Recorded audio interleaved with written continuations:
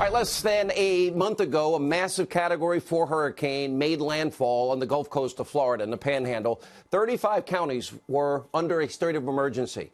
155-mile-per-hour winds wreaking havoc throughout the Panhandle. The destruction, as you can see, as we saw, was horrific. Entire blocks were literally wiped away.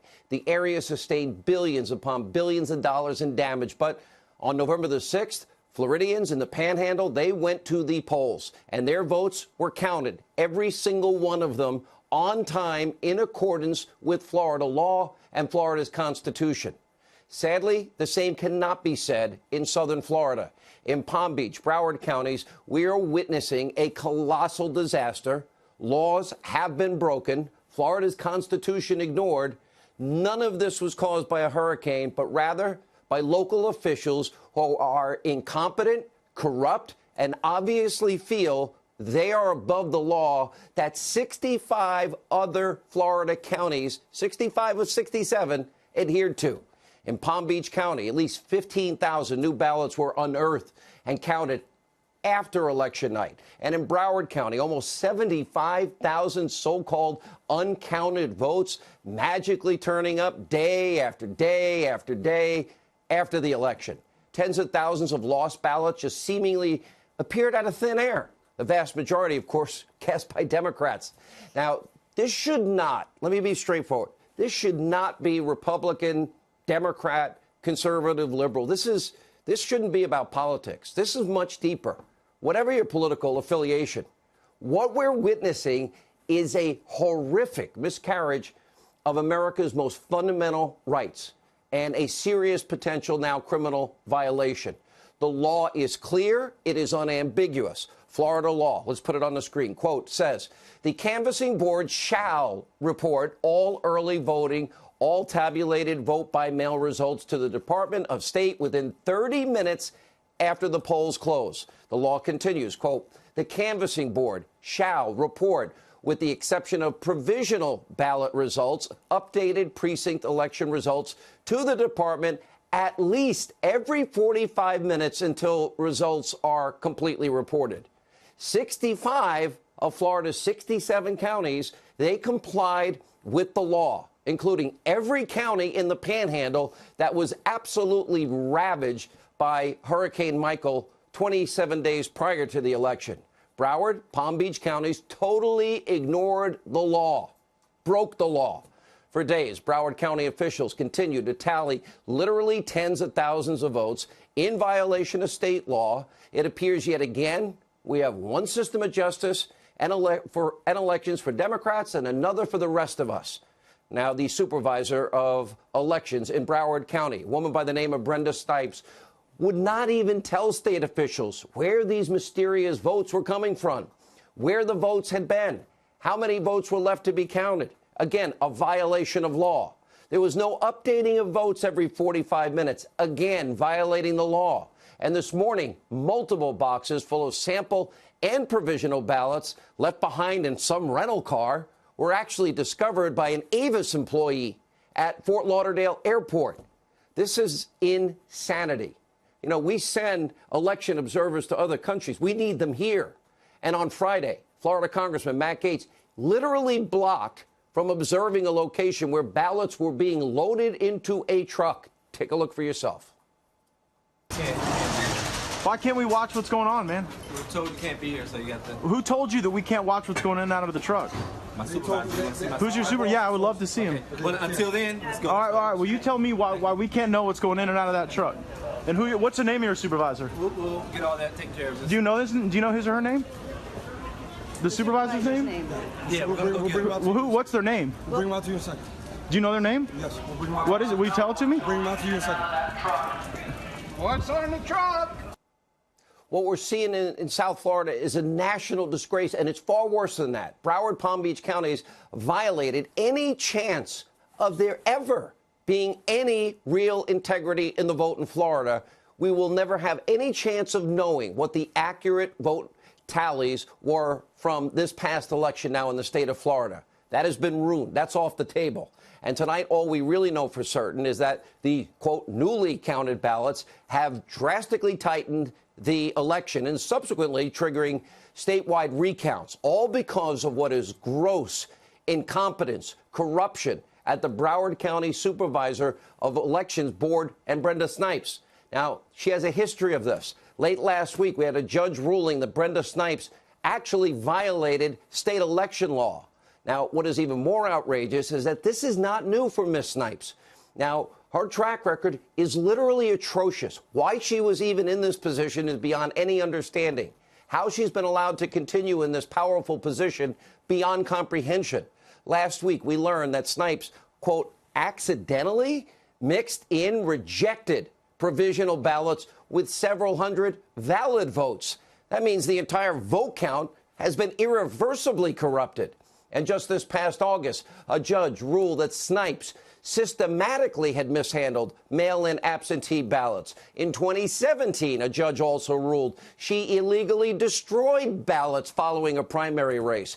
And in 2016, some Broward County election results were posted online, get this, before the polls had even closed. And in 2012, 1,000 uncounted absentee ballots, well, they were mysteriously discovered in Broward County a week after that election.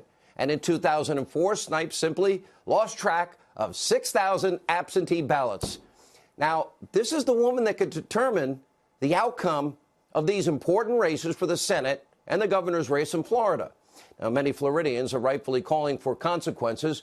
Former Governor Jeb Bush tweeting out, there is no question that Broward County Supervisor of Elections Brenda Snipes failed to comply with Florida law on multiple counts, undermining Floridians' confidence in our electoral process. Supervisor Snipes should be removed from her office following the recounts. Maybe now. I don't think we should wait. Senator Marco Rubio, very vocal, also about Snipes and her incompetence and corruption, tweeting, quote, every vote legally cast and received within time frame required by law should be counted. The issue in Florida has been repeated violations of election law by the incompetence and the lack of transparency of Palm Beach elections, Broward County elections.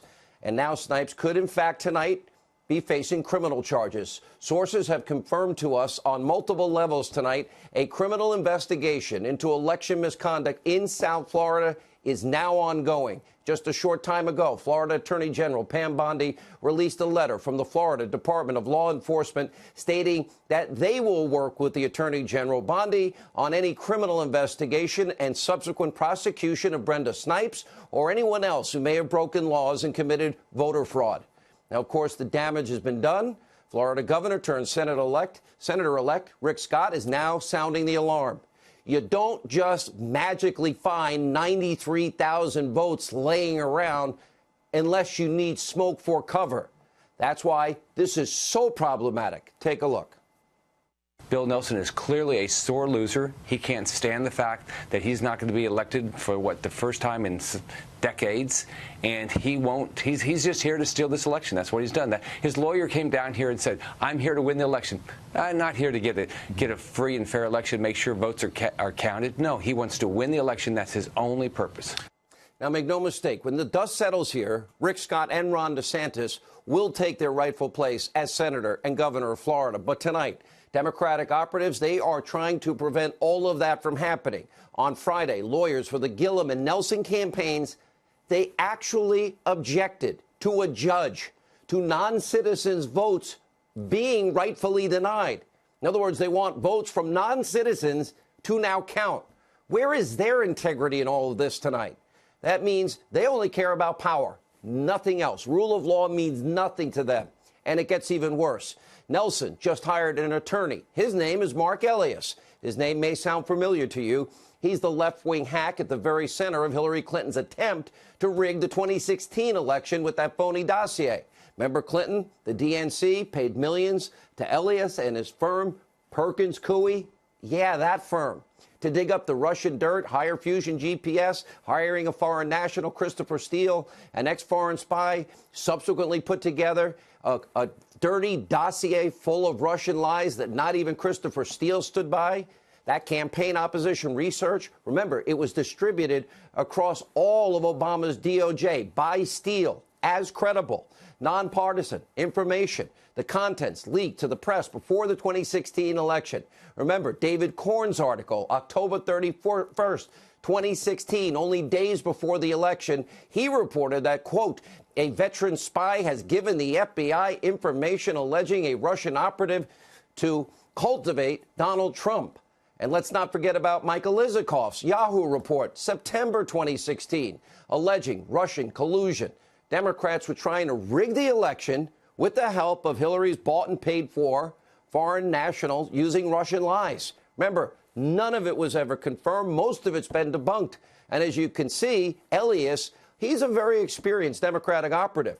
And of course, he's also been involved in past recounts. His quotes will shock you. In 2013, he said, those who have seen past recounts in Virginia know that they do not tend to change the results. By the way, there was only 167 vote advantage for the guy he's representing. The next year, he said, quote, recounts really only happen where you are talking about dozens or a few hundred votes separating candidates. Gee, Mark, I wonder why the change of heart. Gun for hire, say anything, just, make the rules up as you go along. Now, of course, the Democrats, they pretty much wrote the book on election rigging during the 2016 election. I seem like the only one that's pointed this out.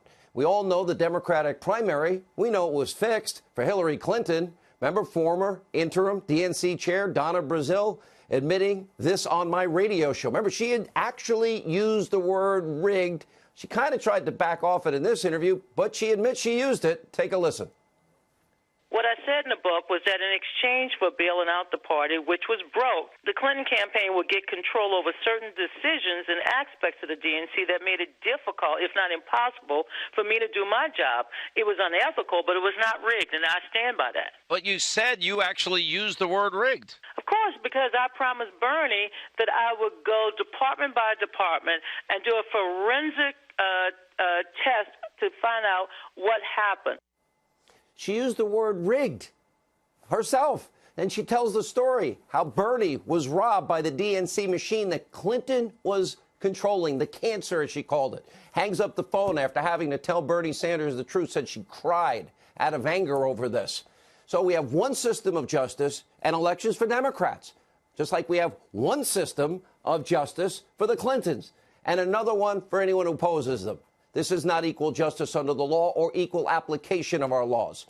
Now, tonight, we're going to bring you updates all throughout the hour from Florida as they become available. But a criminal investigation, let me repeat, is ongoing as we speak. Now, whatever happens in Florida, here's one thing. I know the Democrats are all excited because they got control of the House of Representatives. By the way, the president, in retrospect, now that he went out and fought for all those Senate candidates and Republicans picked up those seats and that in the Senate, by the way, turned the blue wave into a little baby blue trickle, because now Democrats are doing exactly what I told you they would do. They're now coming clean, the things they weren't saying on the campaign trail about what their real plan is, to wage what is a never-ending, full-scale investigation into anything and everything Donald Trump, to destroy this president. And according to new reports, Pelosi and company, get this, they are planning to launch a subpoena cannon at the Trump White House, firing on all cylinders with a political hit list of nearly 100 targets, meaning 100 investigations. Tax returns, Stormy Daniels, James Comey, the impeachment of Justice Kavanaugh, Shifty Schiff wants to actually investigate the president's treatment of CNN, the Washington Post, Amazon. Democrats are stopping at nothing to pursue the unhinged campaign to halt President Trump and his progress. By the way, that means our progress. That means America's progress. And, of course, this is a plan of endless investigations. By the way, very few facts. Nancy Pelosi is actually saying Democrats don't need an indictment to move forward on their impeachment fantasies, while she and other Democrats fuel even more baseless hysteria about Mueller's Russia probe. House Democrats, they have been working overdrive to now smear the acting Attorney General, Matt Whitaker, which was the president's lawful choice, period. And don't forget, Rod Rosenstein, who's been running this whole thing, is conflicted in multiple ways, like signing the last FISA, writing the letter recommending that Comey get fired. But he's still been running it. They didn't care about his conflicts. Take a look. I want to make this very clear. If he doesn't recuse himself, if he has any involvement whatsoever in this Russia probe, we are going to find out whether he made commitments to the president about the probe, whether he is serving as a back channel to the president or his lawyers about the probe, whether he's doing anything to interfere with the probe. Mr. Whitaker needs to understand that he will be called to answer, and any role that he plays will be exposed to the public. We don't want there to be any ambiguity about that. You don't have confidence in him as America's top enforcement officer? No, I don't. And don't just take it from me. There's bipartisan editorializing about this, that he should never have been appointed, and that it does violence to the Constitution and the vision of our founders to appoint such a person in such a manner to be the chief legal officer in our country. And that's bipartisan. I'll go further. His appointment is simply part of an attack on the investigation by Robert Mueller, the special counsel. It's part of a pattern of interference by the president, part of a pattern of obstruction of that, attempted obstruction of that investigation. The only problem is no one's talking about meddling with the Mueller probe. Nobody. The president has said twice in the last week, no. So ask yourself, the House Democrats, is there a single agenda item that they are advocating that will make your life better? Any one agenda item that's going to create more jobs, make this country safer, build a brighter future for our kids and our grandkids? Well, we know the answer tonight is no. It's all part of what I've been telling you. They've been hiding what their agenda is really all about. It slip out occasionally, then they tell everybody stop, which is mobilizing their political hit list. Get revenge. They didn't like the results of the 2016 election. By the way, they didn't like the results of this last election. They want to shield their own deep state corruption and put this country's future at risk. What they ought to be focused on is our kids and our grandkids, and law and order and equal justice under the law, equal application of our laws. And yes, something called our Constitution. Yeah, the document from which all laws originate from. Our founding Constitution.